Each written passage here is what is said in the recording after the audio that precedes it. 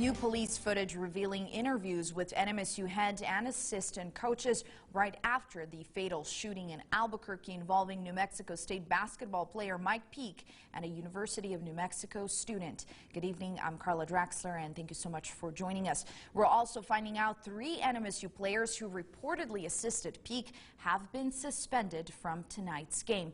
Last night, we showed you moments leading up to the shooting.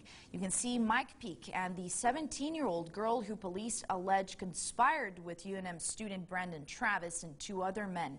Then you see the 3 men run up from behind. New footage showing Brandon Travis pointing a gun at Peake and another suspect hitting Peake with a bat.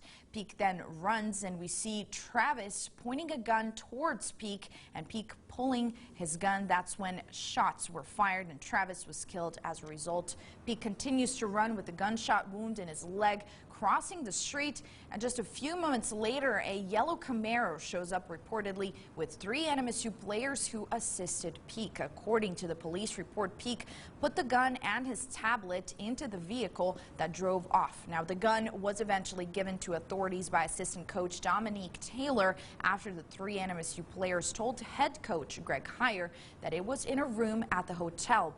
But that was all after the Aggies team bus had already left to return home to Las Cruces. The bus was stopped along I-25 and Peake's tablet was retrieved from it.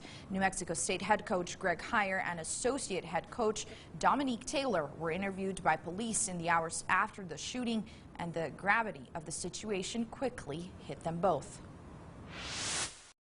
I'm just shaking. I'm just sick to my stomach. This is so terrible and disappointing. Right now we have Michael in the hospital with a gunshot wound.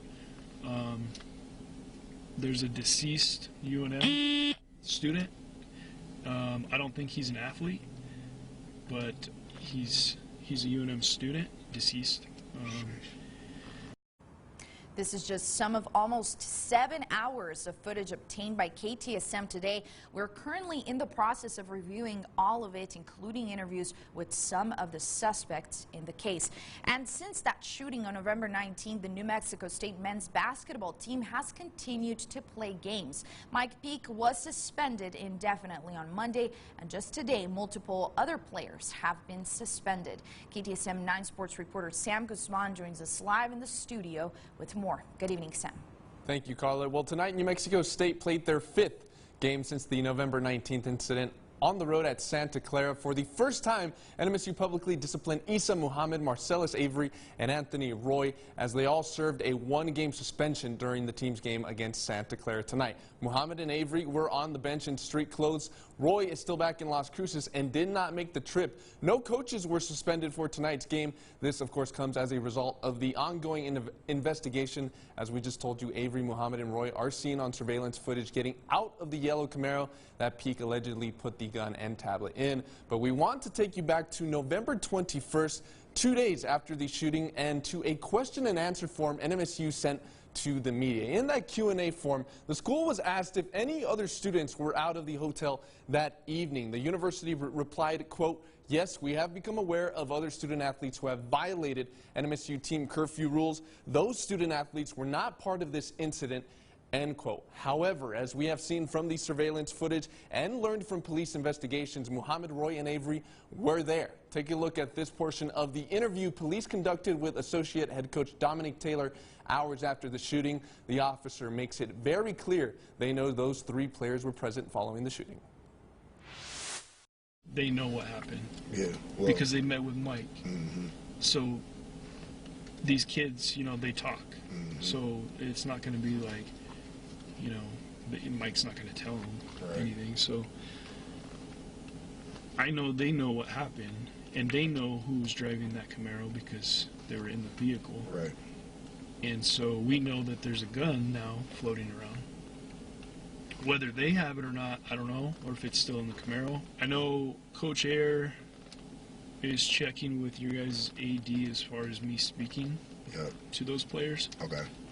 Because he doesn't know, like, do they need a lawyer or what? Right. And so, you know, he's trying to protect them, that's fine.